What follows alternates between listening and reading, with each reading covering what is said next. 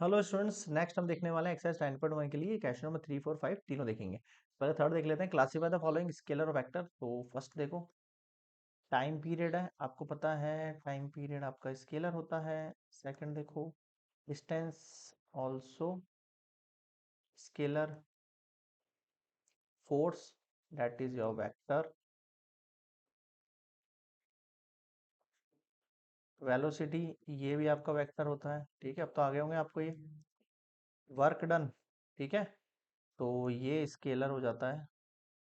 आया कुछ समझ में? ठीक है सर, ये वो क्वेश्चन नंबर 3। 4 देखो, को इनिशियल, क्या कह रहा है? को इनिशियल।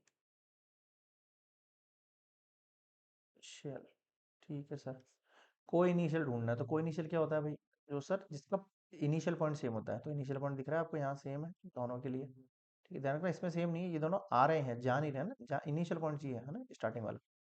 तो को इनिशियल हो जाएगा ए और डी। सेकंड देखो, इक्वल। इक्वल कौन सा है इनके दोनों में से? सर इक्वल, ये भी इस डायरेक्शन में जा रहा है, ये भी इस डायरेक्शन में जा रहा है, तो ये हो गया बी और ये डी। थर्ड देखो, क्या कह रहा है? Collinear but not equal. अब मैंने आपको बताया था कोलिनियर पैरेलल वाले को कहते हैं। तो देख लो आप। हम्म, हाँ सर, ये देखो, ये और ये पैरेलल है लेकिन इक्वल नहीं है ना। इसने ऐसे बोला है कोलिनियर होना चाहिए, इक्वल नहीं होना चाहिए ना। तो ए और सी, पता समझ में आया क्या? हाँ सर, आगे क्लियर है। ये क्वेश्चन नंबर 4 कंप्लीट हुआ है यहाँ पे। आगे देखो, अगला देखते हैं अपन। फिफ्थ फिफ्थ फिफ्थ आ गया। ठीक है, आंसर द फॉलोइंग ट्रू और फॉल्स। ये बोल रहा है ए और ये दोनों कोलिनियर है। अरे अभी तो बताया मैंने आपको, इस डायरेक्शन में जा रहा है, इस डायरेक्शन में जा रहा है, तो ये आपके पास कोलिनियर है बट नॉट इक्वल। डायरेक्शन अलग अलग है ना, तो इसको मैं ए और ये माइनस ऐसे लिख सकता हूँ क्या? हाँ सर, लिख तो सकते हैं। इसको अपन ऐसे लिखते हैं ना, कि ये ए जो है वो इसके इक्वल नहीं है, ये नॉट इक्वल हो रहा है। नॉट इक्वल की कंडीशन नहीं है, नॉट इक्वल की कंडीशन नहीं है ना। और क्यों नॉट इक्वल की कंडीशन क्यों हो रही है ये वाली बताओ?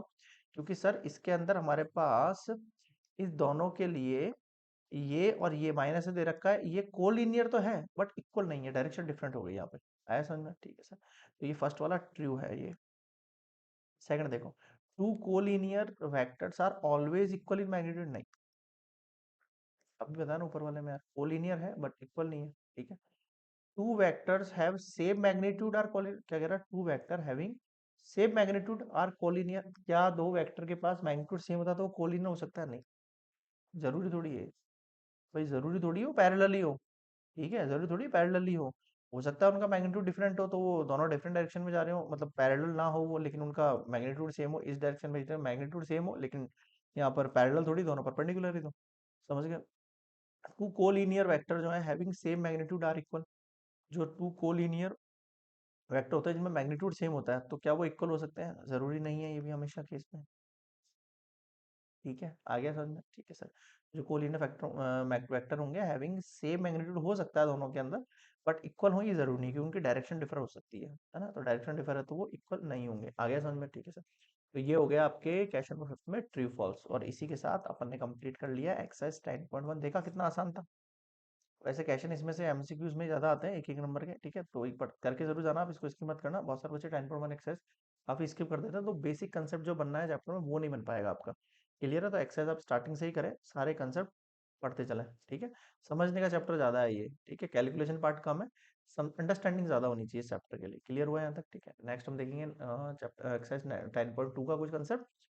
बाकी आप लोग समझदार हो, लाइक वाइक कर ही दोगे, सब्सक्राइब कर ही दोगे चैनल पे जाने से, मतलब नेक्स्ट जाने से पहले। ठीक है, मिलता है नेक्स्ट वीडियो में, तब तक के लिए गुड बाय।